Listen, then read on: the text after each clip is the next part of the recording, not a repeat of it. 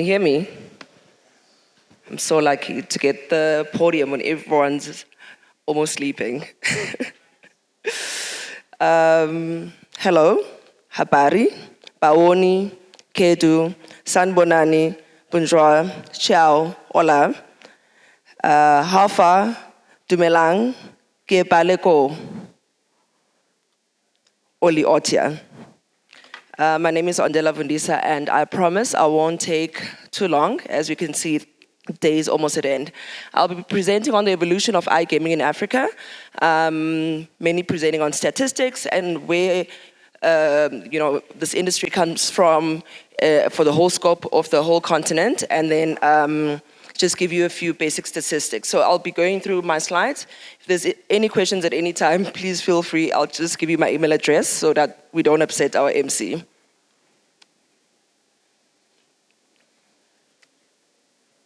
Okay. Great, so much. All right.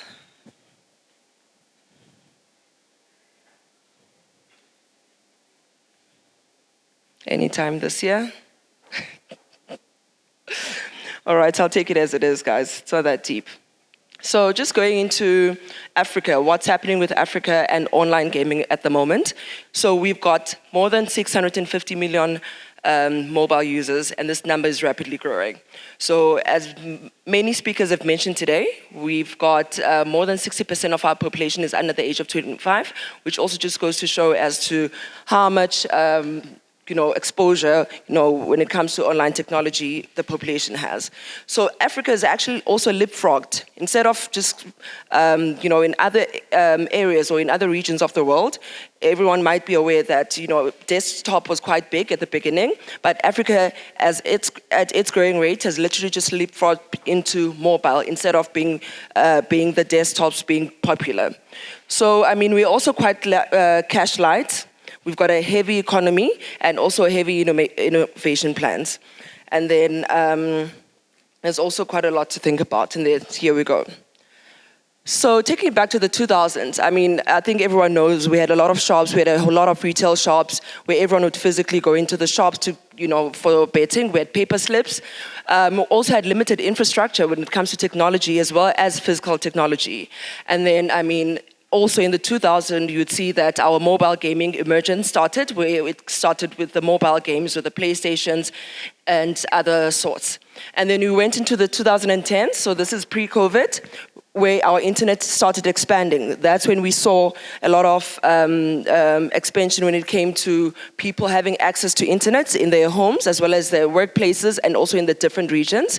Mobile money also became quite popular, and we had also our own local developers where in a sense before, for all our content, we'd be relying mainly on foreign developers. Esports and competitions also became quite popular during this time. So where are we now, in a sense? So this is an overview and not exactly, where we are. So with 5G fiber optics, more than 70% of suburban areas have got 5G now. I know that I've got 4G, sorry.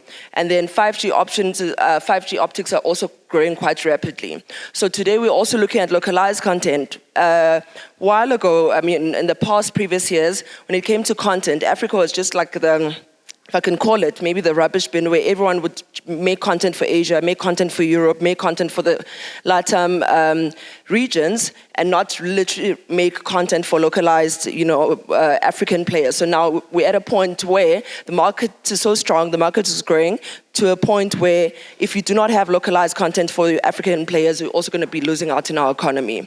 So we've got gaming communities, we've got AI and crypto games, which are becoming also quite popular now. You guys can have a read through that as I present, but like I said, we've got more than 200 million gamers. over 65% of our Africans are online, which is driven by affordable smartphones. And then Nigeria, Kenya, South Africa are leading in playtime, which is an average of 6 to 8 hours a week compared to the other regions of the country. The last point is also supported by the fact that these three countries, the economy is better. We've got a more stable signal, and then also the use of smartphones in these regions has grown quite a lot. And then another thing as well, where we are in Africa now, when it comes to data costs, so since 2020, the data costs have been reducing by 20% year on year, so which is also another a big contribution to the accessibility for online content in Africa. And then also, as just spoke about 4G and 5G, having more than 70% of suburban areas in Africa having 4G, and then 5G actively growing in these different regions. And then there's also the smartphone penetration. Another thing that I do have to mention, with the African players, not the same as your European player or your Asian player.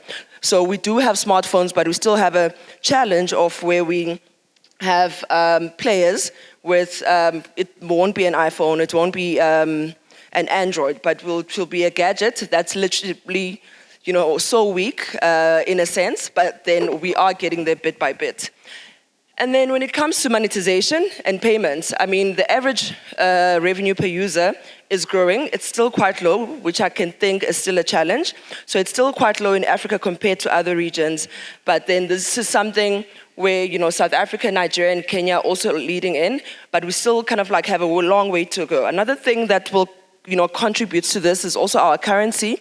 Our currency is always converted to the US dollar or the euro. So if you look at the Nigerian naira, for example, 1 USD is equal to 1,500 Nigerian nairas. So in a sense, the ARPU still has a long way to go because of where we stand as economies in the different regions. And also a big factor is our currency conversions and the numbers that contribute to that. Local payments have played a big part in online gaming industry in the whole of Africa. A leading country is Kenya, where your M-Pesa, your mobile monies, where these are strategies that are adopted to make it easier for the player to be able to contribute or to be able to access content that is being contributed in these different regions. And then another thing that I've also just spoken about, the esports betting, which is getting better and bigger, with hubs being built in Nigeria, Kenya, South Africa, where we're going to have esports betting hubs, which is quite a good one for us. And then when it comes to challenges, the infrastructure gaps, this is both, I think mostly I'll speak on the tech side of things. We come from a history where we did not have our own developers, where we did not have our own infrastructure, technologically. But then now we're at a point where our own local talent is taking on being part of the economy in the industry, which is a great one for us. So these infrastructure gaps are currently being, minimized. And also there was also, I think there was a speaker who spoke here earlier about data centers being done,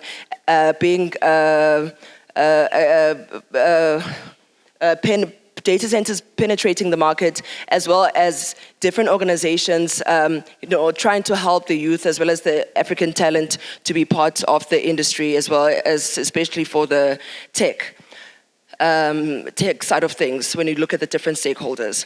And then with the investments, we're looking at venture capitals, where we're getting more and more we're attracting more and more investments from foreign investors. We are also, it's still a bit of a challenge because our own local economies are not able, sometimes, most of the times, especially at this point, we're not able to operate on our own. We are depending on venture capital, and I think we're at a good standing now where we are actually attracting those capital because being a growing market and also not... being a growing market that, obviously has a lot of potential. And then just a brief overview on our regional leaders here. You guys might know these numbers, but just to, go through it again. Nigeria is our largest market when it comes to the number of players, means we're talking about their population. And then we've got South Africa, who's got highest average revenue per user. But this is also, like I'd spoken about the currency, this rand compared to the USD is quite strong compared to the Nigerian naira or the Kenyan shilling or any other a currency besides, Botswana. I know Imuluma is going to have my back on this one. And then Egypt and Morocco are promising to be the fastest growing markets at this point. And then we've got Ethiopia, who is a fast emerging hotspot. This is 2024 numbers when you're looking at bettors, the number of bettors in the different top 4 regions that we have in Africa. So you can have a look there. Nigeria being the highest population, as you can see, they've got the most, and then we've got South Africa, Kenya, and then Ghana just following right through. So I only posted these because, there's also, they are from a good source. And then what's happening right now, I won't go through everything. I think, with the conversations that we've had today, we've went through, most speakers have went through these points, but I think what I'll speak about again, the esports and the e-battles, the hubs that are being built in the whole of, top regions in Africa, which is a great one. That's going to be a great contributor to our economy. And then also the improved infrastructure and technology, which is a great one. This is also with the support of foreign stakeholders, which we appreciate. But then this is the biggest thing right now. We are also sourcing and honing our own talent so that within the industry, we're able to have have our population be part of the industry and actively take part in it. And then another thing which is very important, especially from my side, I speak from a game provider point of view, localized content. When we speak about localized content, we speak about language, culture, and regional appeal. As gaming providers or as investors or as any stakeholder, especially if you're foreign and you're planning to come into South Africa, or planning to come into Africa, make sure that you prioritize localizing your content. Make sure you prioritize localizing whatever approach, whether you're going to be an investor, whether you're bringing in content or you're bringing in an aggregator. Africa is not the same as any other region. We are not Europe, we are not Asia, we are not the CIS. There's nothing, that makes us the same to them, to these, regions that I'm talking about. It's also important, from the game provider point of view, we're not just talking about language. Game providers now are including Yoruba, they're including French, which has always been there. And also with the culture, we're also speaking about content when it comes to the actual games. There are games that are doing very well in Asia. Maybe it's going to be Lucky Twins, but then you find that the visuals are not a visual, or it's not a visual that will be relative to or we relate to Ondela, who is an African player. So as much as you can, the sounds of the content, the images, all the assets that you want to bring in, try and make sure that you work with local, stakeholders so that, your content is well received. And then we've got a bigger picture, which is the last slide, guys. What we're looking into, as Africa. I think, in a sense, like I've said, everyone has been speaking towards, about this the whole day. We're looking at the expansion in Francophone and Lusophone in Africa, which is also the localization that I've just spoken about. We're looking at partnership with telecoms, media, fintechs, as well as investors. These can be local, these can be foreign. But this is where we're going, and that is where we are now. And also the stronger regulation building investor trust, which is, quite a big one. I think all the panels today had a conversation about this, which is quite important, where, we're trying to build trust relationships between the different stakeholders in the industry to make sure, as much as we want to drive the economy, at the same time we are able to protect the African player. Thank you so much, everyone.